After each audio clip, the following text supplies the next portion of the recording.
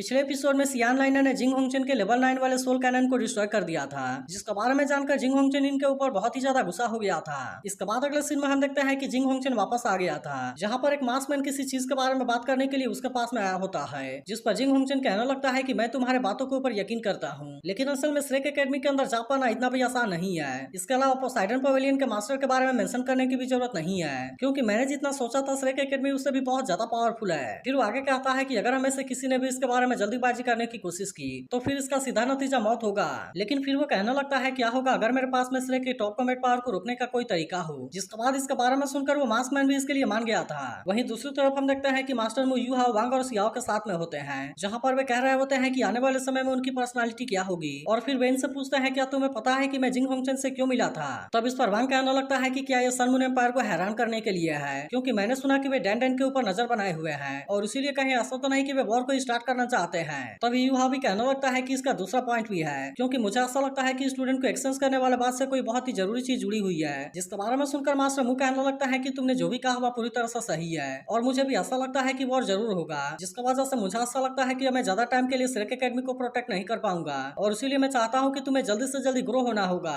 अब इतनी बात कहने के बाद वो यू हाओ और सियाओ से कहता है कि तुम्हें सोल रिंग को हंट करने की जरूरत है, इसीलिए तुम दोनों इसके लिए पूरी तरह से रेडी हो जाओ, क्योंकि अब तुम्हें इसके लिए स्टार्ट वो फॉरेस्ट में जाना होगा। लेकिन तभी वांग कहता है कि इनके साथ में मैं भी जाऊंगा। वहीं उधर हम देखते हैं कि सियाओ टाओ अभी भी बेहोश होती है। इसके बाद अगले सीन में हम देखते हैं कि स्टार्ट वो फॉरेस्ट में एक डार्क गोल्ड बियर आ गया था, जिससे देखते ही सभी सोल बिस्ट अपनी जान बचाने के लिए भाग रहे थे। लेकिन तभी हम देखते हैं कि यू हाओ वांग और सियाओ भी इसी तरफ आ रहे होते हैं, जहां पर सियाओ यू हाओ से कहने लगती है कि तुम्हारी सिमुलेटेड सोल स्किल बहुत ही यूजफुल है, क्योंकि हम इतने ज्यादा टाइम से यहाँ पर घूम रहे हैं मगर अभी तक इस सोल बिस्ट ने हमारे साथ में कोई भी प्रॉब्लम नहीं किया। तब इस पर यू हाओ सियाओ से कहने लगता है कि वे जैसे ही एक पावरफुल ऑरा को सेंस करेंगे तब इसकी वजह से 3000 साल से कम वाले सोल बिस्ट अपने आप ही हमसे अलग हो जाएंगे। लेकिन तभी हम देखते हैं कि यहाँ का एनवायरमेंट बहुत ही अजीब तरीके से चेंज होने लगा था, जिसकी वजह से इसके बारे में जानकर वे तीनों भी काफी परेशान हो जाते हैं और फिर हम देखते हैं कि वे यहाँ से छुपने के लिए एक चट्टान के पीछे चले गए थे। तभी वांग कहने लगता है कि यहाँ पर कौन सी गड़बड़ हो गई, जिस पर यू हाओ कहने लगता है कि सोल बिस्ट का ऑरा बहुत ही अजीब है। तभी इसी बीच हम देखते हैं कि वो डार्क गोल्ड भी और बाकी सोल बिस्ट के ऊपर अटैक करना स्टार्ट कर देता है और अब इसीलिए वे सभी अपनी जान बचाने के लिए वहाँ से भागने लगते हैं। तब इससे देख यू हाओ कहने लगता है कि इसके पास में तो शार्प क्लॉ और डार्क गोल्डन हेयर है और अब इसीलिए वो समझ आता है कि यह तो असल में 3000 साल वाला dark gold terror claw bear है। तब इसके बारे में सुनते ही वांग और सियाओ इस बात से हैरान होने लगते हैं। तब इस पर यू हाओ कहने लगता है कि टीचर ने कहा था कि डार्क गोल्ड बियर को अर्थ टेरर के रूप में भी जाना जाता है, क्योंकि यह मोस्ट पावरफुल सोल बिस्ट में से एक है। जिसके बाद हम देखते हैं कि इसके बारे में सुनते ही सियाओ इस बात से काफी डर गई थी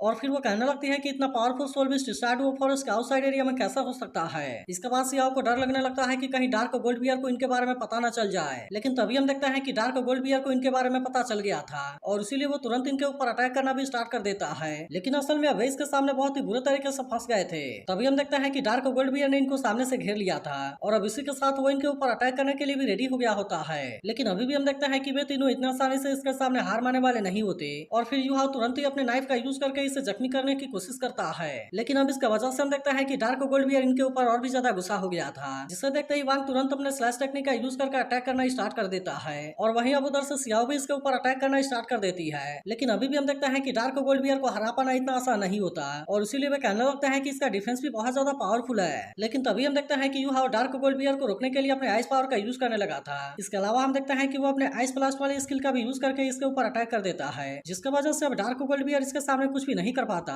और हम देखते हैं कि यू हाओ ने इस तरह से उसे बहुत ही आसानी से कैद कर लिया था। तभी हम देखते हैं कि इसके ऐसे पावर से खुद सियाओ भी पूरी तरह से हैरान हो गई थी और फिर वो कहने लगती है यह बात सही है कि आइस एड स्कॉर्पियन ने उस समय हंटर को तबाह करने के लिए इसी पावर का यूज किया होगा। अब इतनी बात कहने के बाद वो कहती है कि यह पावर तो सच में दुनिया को बर्बाद कर सकता है। तभी यू हाओ कहने लगता है कि इसके एक्सप्लोजन तो और भी ज्यादा हो सकती है और तभी वो कहने लगता है मुझे ऐसा फील हुआ कि डार्क गोल्ड बियर का अटैक पावर बहुत ही ज्यादा खतरनाक है। तभी इसी बीच हम देखते हैं कि वो डार्क गोल्ड बियर फिर से इनके ऊपर अटैक करने के लिए खड़ा हो गया था, मगर तभी इसी वक्त हम देखते हैं कि टीचर जवा इनको बचाने के लिए यहाँ पर आ गई थी और फिर वो तुरंत ही अपने पावर का यूज करके उसे और भी बुरी तरह से इंजर्ड कर देती है। इसके अलावा हम देखते हैं कि वो यू हाओ से काफी इंप्रेस हो गई थी और फिर कहने लगती है कि तुम तो धीरे धीरे और भी ज्यादा साहसी होते जा रहे हो। इसके बाद वो कहने लगती है कि तुमने इसे रोकने के लिए बिना टेस्ट किए हुए स्किल का यूज किया, लेकिन अगर तुम इसे कंट्रोल नहीं कर पाए होते तो फिर क्या होता। तभी वांग टीचर जावा से कहने लगता है ऐसा लगता है कि आप चुपके से हमें प्रोटेक्ट कर रही थी। जिसके बाद सियाओ कहने लगती है कि यू हाओ ने मुझे बचाने के लिए आइस ब्लास्ट का यूज किया और इसीलिए मैं चाहती हूँ कि आप इसके लिए उसे पनिश ना करना। तब इस पर टीचर जावा कहने लगती है कि तुमने खुद ही डार्क गोल्ड बियर को अपने कंट्रोल में कर लिया, जो कि असल में किसी 10,000 साल वाले सोल बिस्ट के बराबर है और इसीलिए मैं इस बात से काफी इंप्रेस हो गई हूँ। फिर वो आगे कहने लगती है कि डार्क गोल्ड बियर एक रेयर सोल बिस्ट है जिसके पास में की अटैक और डिफेंस दोनों होते हैं। इसीलिए वो इनसे कहने लगती है कि इसका सोलिंग सियाओ के लिए बहुत ही सुटेबल है, जबकि इसका मेटाकार्पल बोन भी बहुत रेयर है। इसके अलावा यह एक एक्सटर्नल सोल बोन होने की वजह से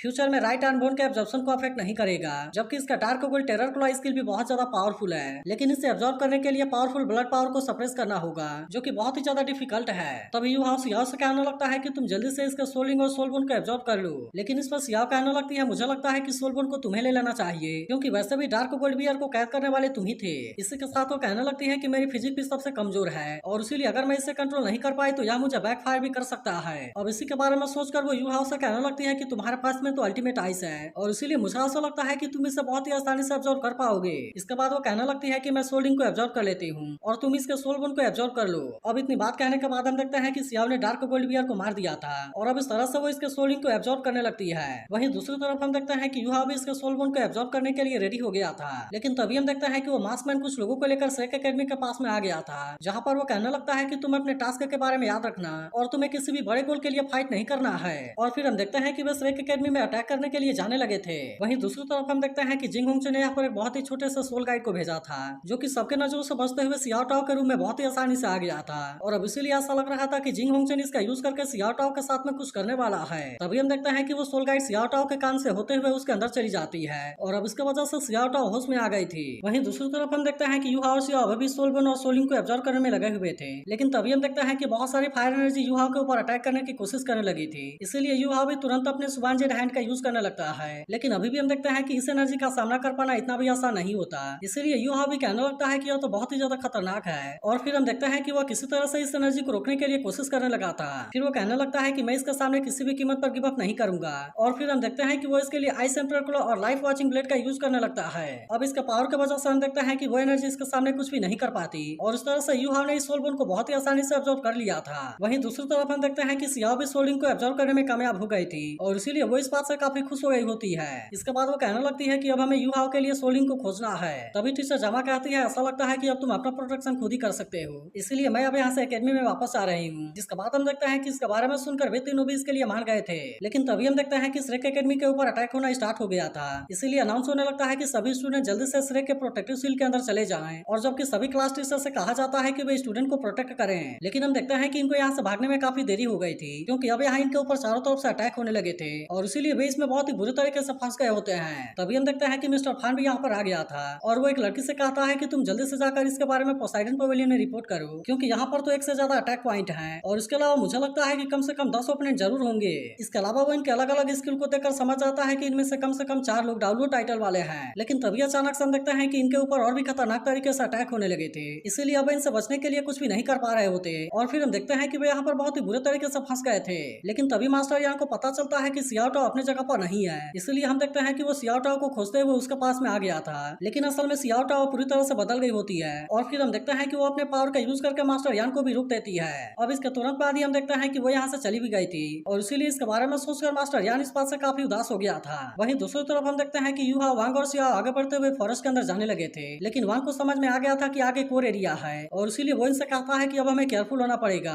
लेकिन तभी अचानक से हम देखते हैं कि इनको वेपन के टकराने की आवाज सुनाई देने लगती है और इसीलिए वे इसके बारे में पता लगाने के लिए आवाज की तरफ जाने लगे थे। फिर इनको पता चलता है कि यहाँ पर 4 लोग रेड फायर मंकी ग्रुप के साथ में फाइट करने की कोशिश कर रहे हैं, जिसे देखने से ऐसा लग रहा था कि अभी तो वे मंकी ग्रुप के ऊपर भारी पड़ रहे हैं, लेकिन असल में यहाँ पर मंकी का नंबर बहुत ही ज्यादा था और इसीलिए यू हाउ समझ आता है कि वे जल्दी इनके बीच में बहुत ही बुरे तरीके से फंसने वाले हैं। तभी वांग कहने लगता है कि red fire monkey fire attribute वाला सोल बीस्ट है, जो कि बहुत ही अग्रेसिव और खतरनाक होते हैं। तभी हम देखते हैं कि बहुत सारे मंकी अपने पावर का यूज करके इनके ऊपर अटैक करने की कोशिश करने लगे थे, जिससे देखते ही वे अपने बैरियर का यूज करने लगते हैं और अब इस तरह से वे इनके अटैक से खुद को बचाने के लिए कोशिश करने लगे थे। लेकिन तभी इसी बीच हम देखते हैं कि एक फायर मंकी यहीं पर छुपा हुआ था और वो तुरंत इनमें से एक लेडी के ऊपर अटैक करने के लिए चला जाता है। तब इसके वजह से हम देखते हैं कि बाकी तीनों इस बात से काफी परेशान हो गए थे और इनको ऐसा लग रहा था कि अब इसके अटैक से उसे नहीं बचा पाएंगे, मगर तभी हम देखते हैं कि सियाओ ने मंकी के ऊपर अटैक करके उसे बचा लिया था और फिर इनके साथ वाली लड़की अपने एरो का यूज करके उस मंकी को मार देती है। तब इसके वजह से हम देखते हैं कि बाकी मंकी काफी डर गए थे और फिर इसीलिए वे सभी अपनी जान बचाने के लिए वहां से भाग जाते हैं। इसके बाद हम देखते हैं कि सियाओ उस लड़की के सामने आती है, जहाँ पर वो लड़की उसे बताने लगती है कि मेरा नाम वेइना है, जबकि बाकी 3 लोगों का नाम मो फेयून, मुसुई और बेइतेंग होता है। फिर वो सियाओ से कहने लगती है कि हम यहाँ पर सोलिंग को हंट करने के लिए आए थे, लेकिन हमने नहीं सोचा था कि हम इस तरह से रेड फायर मंकी के बीच में बहुत ही बुरे तरीके से फंस जाएंगे।